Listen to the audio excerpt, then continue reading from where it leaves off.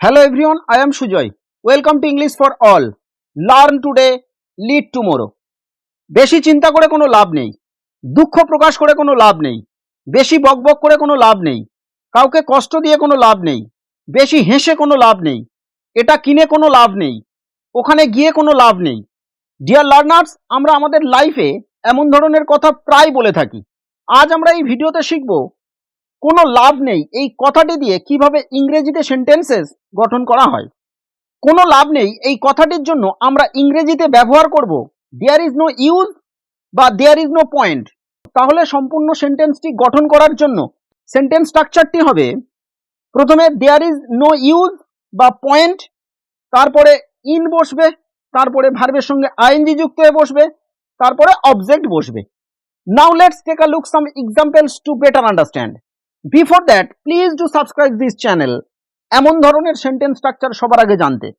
বেশি চিন্তা করে কোনো লাভ নেই, there is no point in thinking too much. বেশি হেসে কোনো লাভ নেই, there is no point in লাফিং টু মাচ। এটা কিনে কোনো লাভ নেই, there is no point in buying it. দুঃখ প্রকাশ করে কোনো লাভ নেই, there is no use in expressing sorrow. রামের সাথে কথা বলে লাভ নেই। এক্ষেত্রে সেন্টেন্স স্ট্রাকচারটি একটু পরিবর্তন করতে হবে।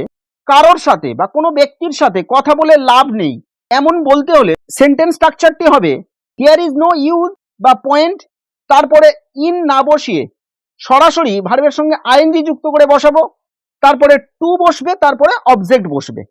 তাহলে সেন্টেন্সটি হবে there is no use talking to Ram. এখানে কিন্তু ইউজ এর পরে বা পয়েন্টস এর পরে ইন বসাচ্ছিলাম, এখানে ইন বসাবো না।